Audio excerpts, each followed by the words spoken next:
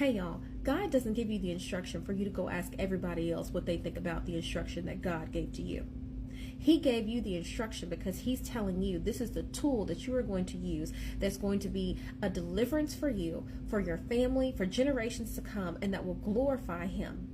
So look, y'all, we see this with Noah. So when God was looking upon the earth and he's saying that all of the earth is evil, and Noah finds grace in the eyes of the Lord. And so God tells Noah, I'm going to destroy the earth, but I'm going to save your family, right? And I'm going to save these different creatures. So how I'm going to do that is you are going to build an ark, and it's going to float on the waters because I'm going to flood the earth. And I know that you've never seen rain, but this is what I'm going to do. And this is the instruction on how to build the thing that's going to be your tool for deliverance, that's going to deliver you and your family safely above all of these floodwaters. This is what I need you to do. So Noah could have easily run back to his wife and everybody else and their mama and been like, well, God said whatever. I don't know if I need to do that. And then he could have allowed other people to dissuade him off the path of what it is that God has told him to do, the instruction that he's already given, that's going to be a tool for his deliverance and the deliverance of his family and generations to come, that's going to glorify God. He could have turned and said, I don't know if I need to do that because everybody else is saying I don't need to do it. They're saying it doesn't make any sense. They're saying they're not really all that sure about it.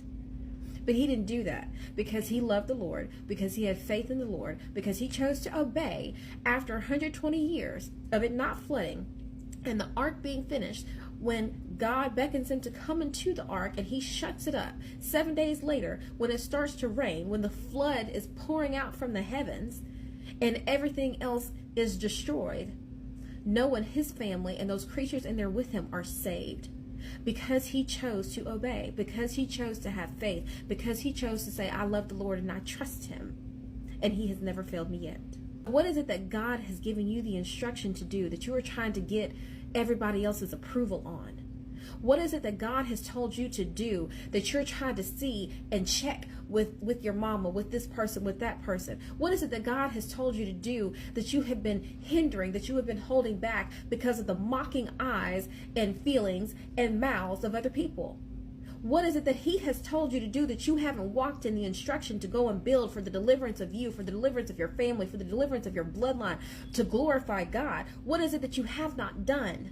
Go do it. You don't need everybody else's approval. Noah didn't have anybody else's approval. He didn't seek it either. Do what it is that God is instructing you to do, regardless of what it is that it looks like. And allow it to be the thing that God uses to uplift you, to uplift your family, to uplift your generations to come, to glorify him. Walk in faith knowing who he is, that he has never failed and he never will. That he will never lie to you. Follow his instructions knowing he loves you. Follow his instructions in obedience.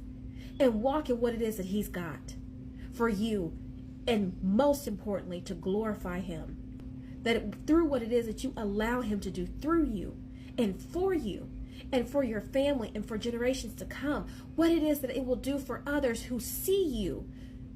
Who will come to know him because they see you being obedient in that walk. Stop looking to everybody else and look to God and keep your eyes on him. He didn't tell everybody else. He told you. So go follow the instruction and build whatever it is he's telling you to build. All right, y'all, I hope that blessed somebody tonight. Y'all have a blessed night.